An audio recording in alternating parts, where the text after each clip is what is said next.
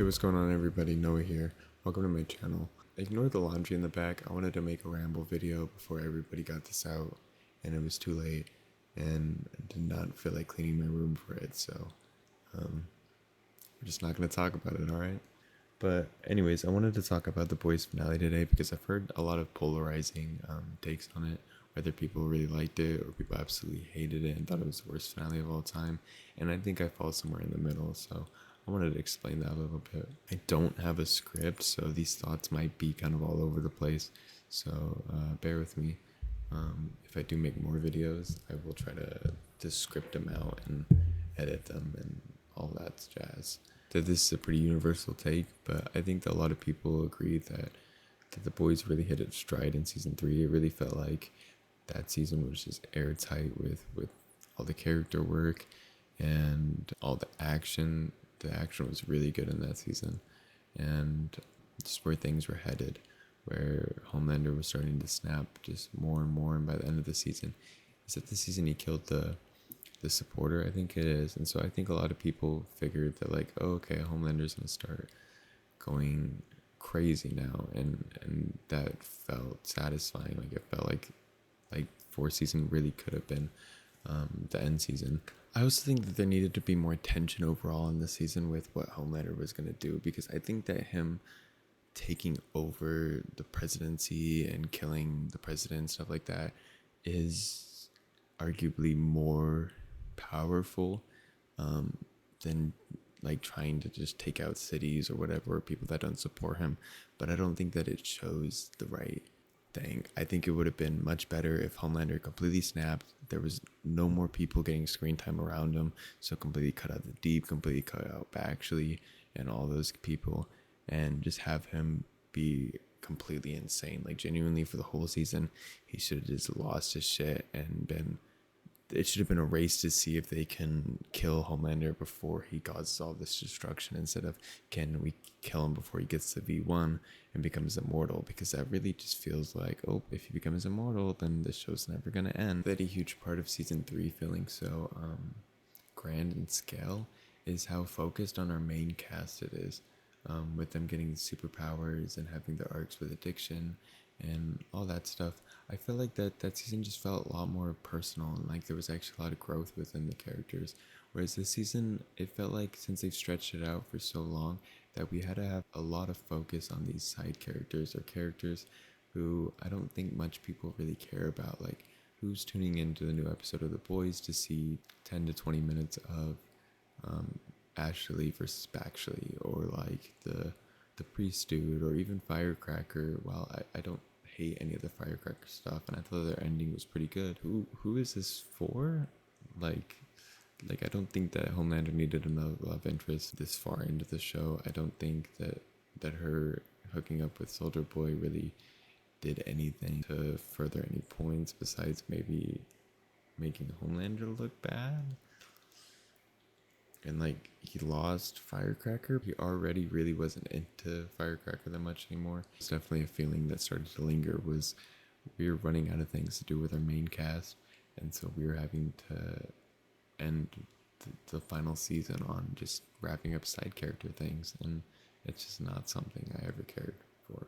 Or even something like Terror having a whole like 15 minutes of an episode to himself, I think just shows that there isn't a reason for there to be a whole other season. Like, they should have ended this sooner, because no matter how you frame that felt like the biggest waste of time, and like, there was genuinely a focus on shock value more than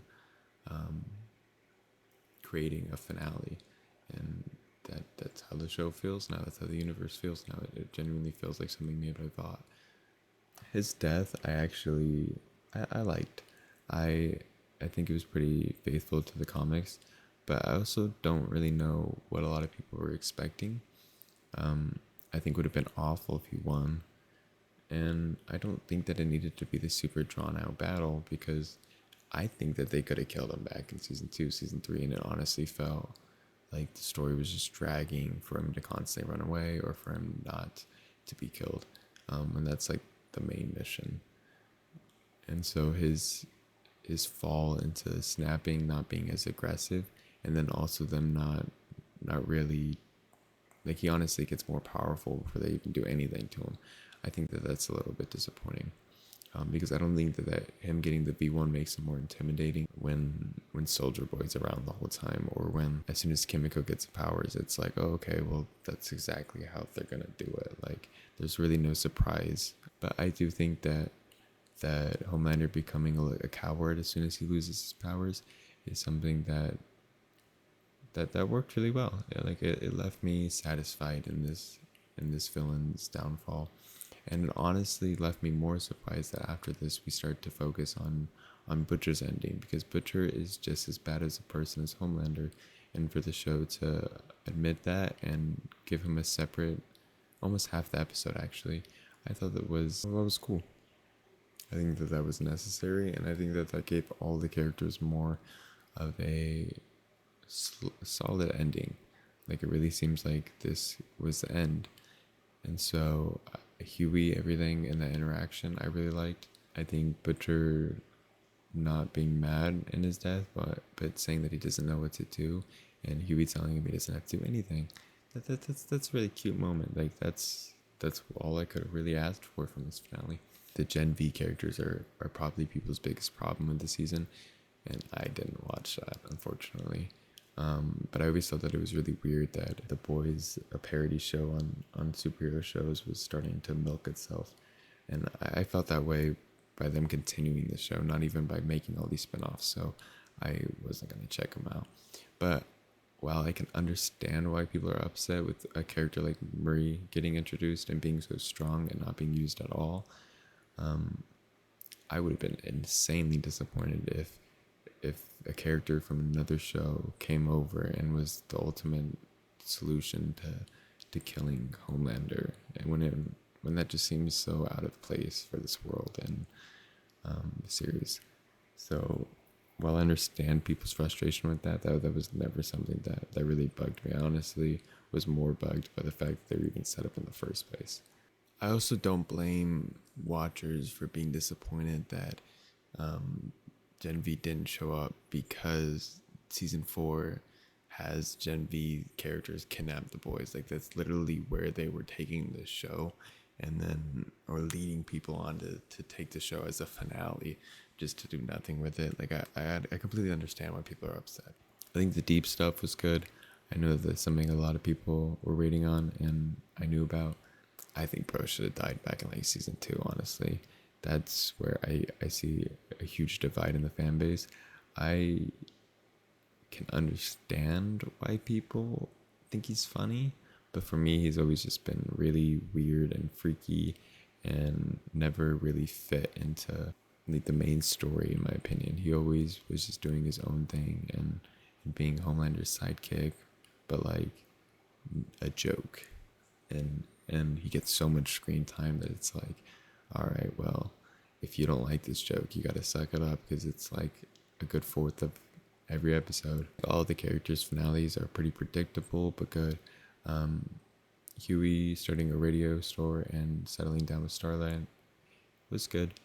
I think him naming his baby Robin is a debatable ending, because while I understand that they wanted to pay respect to his ex-girlfriend, and that there was no malice going out of that relationship, like they didn't break up or anything because she was a bad person, like she died, and so it is a tragedy. I still think it's kind of weird. And why would Huey, maybe because the baby's a girl, but why would Huey not want to name it after like his father or like other people that he's lost on this journey? I feel like naming it your ex-girlfriend was just in poor taste. I think adopting Ryan was a little random, but I do think that works. I think was probably the most put together person on the team. I liked all the Kimiko stuff. I actually wish that Frenchie died a little bit earlier in the season, so that Kimiko not talking would have hit a lot harder. I didn't mind her talking this season. I know a lot of people really didn't like her jokes, but I didn't mind it. I thought it was funny, and it was cute to see her actually be able to interact with all the other people. But I do think that the shift of her stop talking after Frenchie's death is a really, really good idea. well, she like grieves through that, but it didn't have time to air out because Frenchie died an episode ago, and then we have 20 minutes to set up them breaking into the White House, and then she's not talking, and it's just like, oh, okay. I get what they were trying to do. I like what they were trying to do. I just wish it was done a little bit earlier. Let me know what you think down in the comments down below, and I'll see you guys in the next one.